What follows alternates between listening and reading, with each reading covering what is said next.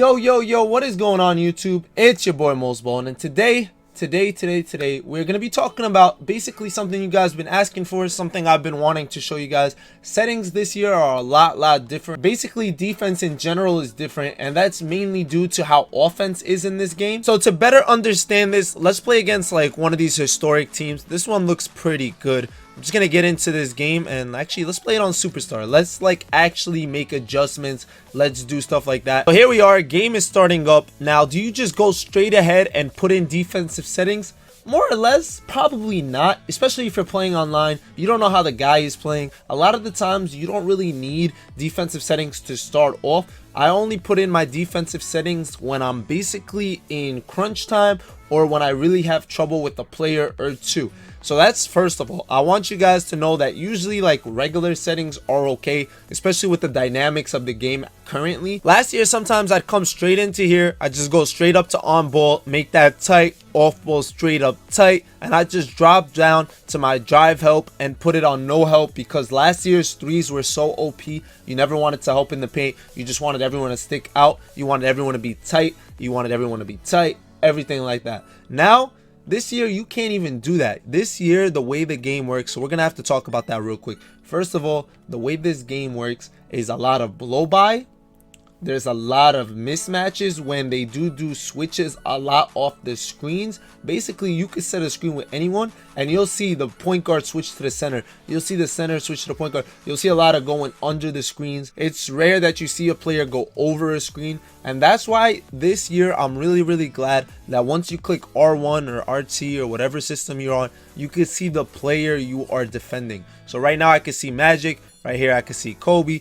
See Chris Mosballin, and every single one of them has their own basically set of ways I'm gonna be able to defend them. So I really like that they added this. So like right here, let's begin. This is where we would have to see what players are good at, and we have to see personnel from how the guy that we're playing is playing. If it's a CPU, you kind of understand how the CPU is. If you wait till later on, you get a better understanding of how the game is moving, basically who's beating you in what way. So we'll start off with Magic Johnson. Are we gonna have to put on a lot of on-ball pressure? Probably not. We don't want to go tight. We don't want to smother him. He can't really shoot, especially in this game. Shooting is a little harder. So we're gonna go moderate or gap. Do you really want to gap him? I don't know. He's a pink diamond currently, but let's just assume it's a regular guy that can't really shoot. You can give him a little gap, especially if you really can't shoot. Most guys can. You'd want to go moderate so you could be close enough to contest. If anything, you don't want to give him too much space. Now basically it's the same thing for off ball. You're not scared of him shooting on you. You are not scared of him shooting on you. You can leave all this on automatic.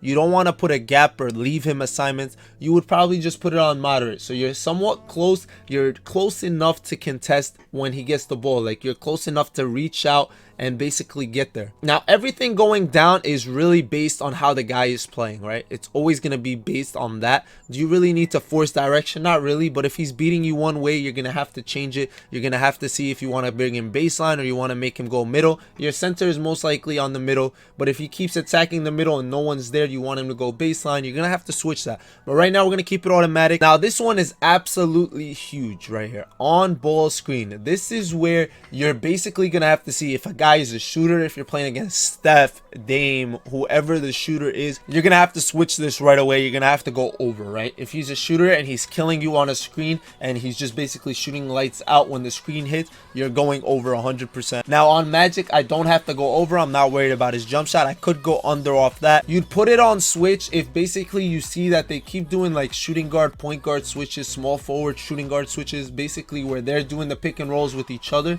and you can't really recover on them. That way you would be able to switch, but otherwise more than likely you're not going to do your point guard to center to switch at all. So this is honestly one of those that you're more likely than not going to put on automatic. The only time is if it's really a shooter. That's when you want to go over for sure. Now the majority of everything else has nothing to do with your point guard, especially now that I'm looking at Magic. So we're not going to look at these. We'll look at these when I get to my shooting guard and to my bigs. But right here, like say for example drive help, that would be one more thing that you definitely don't want him to drive help. So that one you could put on no help, especially like you're a point guard. Why would you help off your point guard? Like, it doesn't make sense. But this is one that you could leave on automatic. They're most likely not going to help off.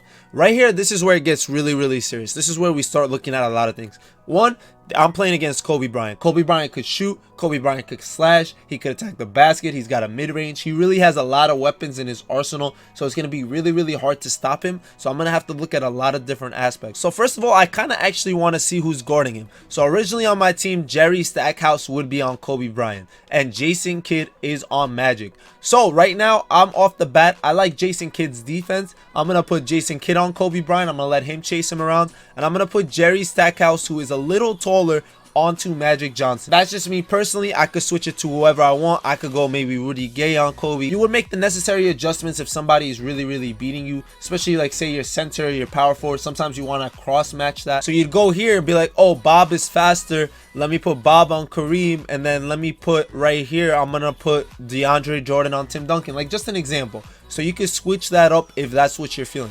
Now we're gonna go back to Kobe for a second. On ball pressure. So this is when he has the ball. We already admitted he could shoot, so I can't go moderate. That's going to give him too much space. I can't go smother, because if you smother him the way blow-bys work, he's going to blow by you. So I'm going to just be tight on him, right? I'm going to be uptight. If he's not taking any shots, like say the guy just doesn't shoot, or whatever the case is, maybe I go moderate, dare him to shoot. Honestly, this year they actually did a really, really good job. I don't think we had this last year. I just noticed on the sides, it says basically, great to use when the ball carrier can shoot and drive to the basket. That's moderate. It says it can be exposed by very good shooters. That's what I'm saying. You see the distance right there, the X and the 1. So you go up tight, you see the X moves up closer. Great to use against shooters. Negative, tough to contain dribble penetration. So tight, they can drive past you a little bit. The smother, it'll be very easy for a ball handler to get past you, but it'll make it really hard for a shooter. So say I'm playing against Klay Thompson. Klay Thompson is the guy I would probably smother. I don't want him shooting the ball. I'm not scared of him driving past me. He's not really going to be able to get past me like that. So this you would put on guys that really can't dribble too much. They can just shoot. But Kobe is a guy that you either put tight or moderate depending on the case. I'm going to go tight unless I have a bigger shooting guard on him. If I had a big shooting guard, I would just go moderate and be able to make up the room with the contest. Now, we're going to actually look at a lot more things on this one, so let's start fast forwarding a little bit.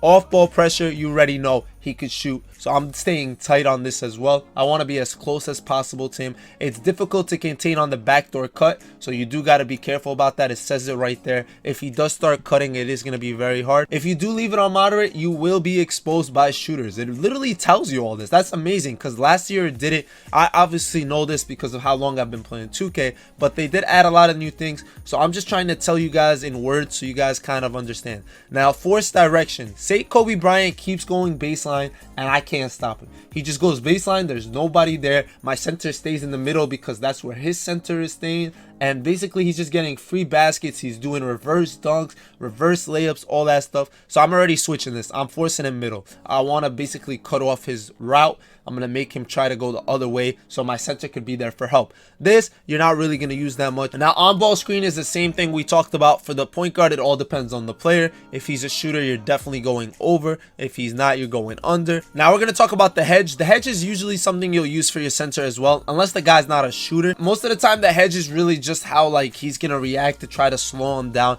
A hedge is basically you trying, you know, like pushing him, trying to force him going one way or the other. And this is actually really, really cool. I don't think we've ever had this before. You guys can see the star, the little star thing on top of him by the X, like right there. That's telling you who is hedging and how. They're literally drawing it out for you. You have the option to double depending on who the player is. More than likely, you're going to do this stuff with your center, so just keep that in mind. If you're trying to guard Kobe Bryant, you're going to really need your center, your power forward, whoever, to actually help out on that. Now, this stay attached has nothing to do with when he runs around. It has nothing to do with that. We already did that with the off-ball pressure. Off-ball pressure is when he's chasing him around. He's going to stay attached basically that way. That's what we set it as, right? We already put the off-ball pressure on tight, so that's kind of like what we meant by stay attached. We didn't put it on denied ball because that's how you're going to get blown by, but just keep that in mind, right? That's completely different than this stay attached. This stay attached has to do with when a screen is being set. So this has to do with, say Kobe Bryant is setting this screen right now. The defender, what do you want him to do? Do you want him to stay attached? And the answer is yes. If the guy is a shooter, you want him to stay attached to him. You definitely want to stay attached to the guy setting the screen, because otherwise, say Kobe sets the screen, you don't have this, you have this on no, or you have it on automatic. Now Kobe sets the screen and he rolls, and now he's either wide open for a layup or if he fades, he's wide open for a 3. So definitely, if it's a shooter, you do want to stay attached. And like I said, you're not really going to set this setting right to start. This is more like when you're playing somebody and you see him doing these things, that's when you're going to make adjustments, because otherwise you're going to sit here and there's too many players, your timer is going to run out. If you're just messing around playing domination, I do highly recommend you get familiar with this. So if you ever have to do adjustments in the game, I started playing multiplayer already. I started playing My Team Unlimited, and I do sometimes have to take little pauses just to make little adjustments. So you have a little time to do all that. So I can't have time to sit there and read what do I need to do.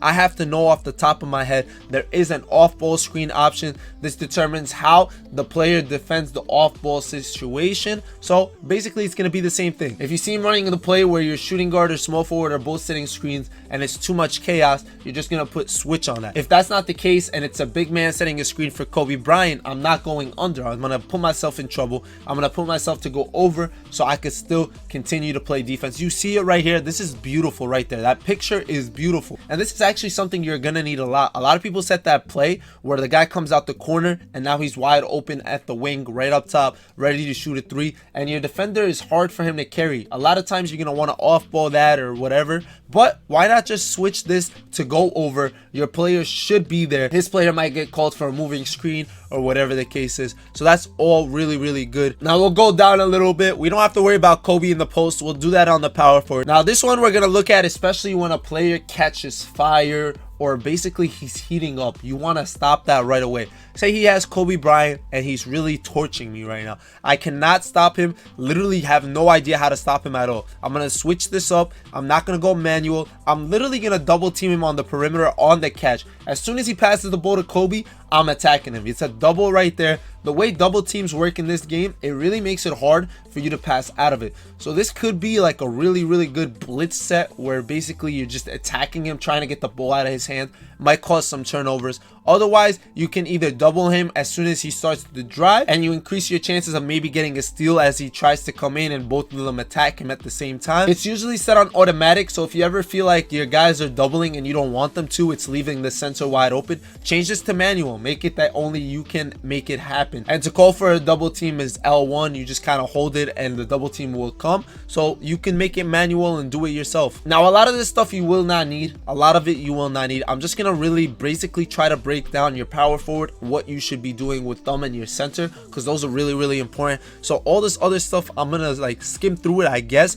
This is pre-rotate. You're basically just gonna click yes to see what it actually does if you put this on. What this basically means is you're gonna have one of your players leaving somebody in the corner and come down to try to help protect the middle. You do this when a guy basically all he does is try to attack with one guy and attack the basket. He doesn't have that many good shooters, say. So for that case, maybe you could just pre-rotate. You're going to meet him in the middle with another extra defender. Now he has to pass out of it to a guy that probably isn't that good of a shooter. If he is a good shooter, don't do it. But say if some dude is literally just taking Derrick Rose time and time again, attacking the basket score, attacking the basket score, attack the basket score, pre-rotate on that. Why not? So just take a look at all this stuff yourself. Make sure you're understanding what you should be doing. The small forward stuff is going to be the same exact thing. Now the power forward center is where it gets really interesting. These guys have one of the hardest jobs in the game. It is extremely difficult for these guys to do what they do. I know a lot of people in Park been saying centers aren't important, their job is easy, that's the easiest build, this and that. But in my team, honestly, if your center isn't playing defense the right way or doesn't know how to play defense, you're gonna get attacked, you're gonna get abused, and you're gonna have a really bad time, honestly. So let's pretend we're not playing Tim Dunk. I'm gonna give you guys two scenarios on different power forwards. One that is very mobile. If you have a mobile power forward, your on-ball pressure is definitely not gonna be tight or smother. He can beat you off the dribble. You're going to want to put this on moderate because you want to give him space. You want to be able to contest. Centers can contest everything pretty much if they jump out and stuff. So you want to give them that little space, but not too much. You will gap it if they can absolutely not shoot at all. But otherwise, you're going to go moderate. If you go tight or smother, you're going to get blown by. Now, you go tight and smother if it's a big man that cannot shoot at all. It's a guy that wants to back you down. Say you're playing some dude who's really big, Shaquille O'Neal, trying to back you down. You want to maybe put this on tight. Honestly, I would smother someone that can't do anything but back me down. I want the pressure as high as possible on that guy. If they're a little mobile, like I said, if they're able to do backdoor cuts on you and stuff, definitely don't do the smother part. Make it maybe tight. If, say for example, you're playing against DeAndre Jordan cannot do anything like offensively, like he can't shoot and stuff, but I would still only put this on tight because he can blow by you. He can go around you on a backdoor and get the lob thrown to him. So otherwise, don't go straight up to smother on him. Off ball pressure is the exact same thing, same thing. You're basically going tight if they could shoot. The moderate and tight and all that is pretty much the same exact thing. I don't want to be repetitive and keep saying the same stuff over and over again. Your force direction, you're really not going to put this for your power forward and center unless you're playing like a Hakeem or a Dirk, where basically they're backing you down and trying to get to their spots. That's the only time you're going to try to switch where their spot is. So just keep that in mind. This is like literally where it gets really complicated, because you need this setting to be the same as this setting, pretty much the opposite. You need them complete opposite. You want to know how you're going to defend the pick and roll. So literally read these out, because I don't want to butcher. You're going to just sit there, and honestly most of the time I do not change these unless, like I said, the guy is setting so many screens. I need to start doing switches. I need to basically start hedging. I need to do all these little things, if, ends, or buts. But remember, don't do this off the start. You don't know how they play. You don't want to be in a situation where you're doing too many settings, you're getting caught up, and then at the end of the day, the guy doesn't even set screens. All you did was waste time, and now you got your players messed up doing different things, switching around when they shouldn't have. So please pay attention to all that. This one is a post play, where basically if the guy's trying to post you up, what are you gonna do? You could actually come up and basically try to make sure he doesn't even get the ball. So this would actually work really well on like Dirk. It would actually work really well on Tim Duncan too, especially if you have a really big guy guarding him. That way you can just stay in front of him and you can recover if anything. But otherwise, it's gonna be a really hard pass to him. So if somebody's beating you down low often by just getting the ball, posting you up, you want to front them. Otherwise, you're going to be behind them. The other ones, I think, are like sides. These you're not going to use too much. You could definitely use these though. It will definitely help you, like your help defense. It will definitely help you on that. We talked about all the double teams, the switches, all that. Your drive help is going to be very important. Do you want them to help when someone drives? And this is all going to be based on the player that he is defending. So if the player he's defending is not a shooter, you're definitely going to want to help, and you're going to put it on no rotation. There's not really much of another option. It will make your guy come over, but the guys in the corners or wherever, the guys that are on the three-point shooters, none of them are going to rotate to help. So you're basically going to leave the center or power forward wide open, but at the end of the day, what did you do? You help rotate it. Sometimes you want to do it for a specific matchup and not do it for every player on your team. So keep that in mind, especially like your small forwards and shooting guards. You don't want them helping. You do not want them helping, but sometimes you don't mind your power forward, your center. You don't want your point guard more likely than not. So just keep all of this in mind. Your extended pressure you're going to do, if like say he's bringing up the ball with someone who shouldn't be bringing up the ball, you can definitely extend the pressure on that person. Otherwise, just bring them back so you don't have any trouble. And now basically you could do this for every single player. You don't have the time to do this for every single player. Once again, like I said, the only times you're going to do this is if one player is destroying you.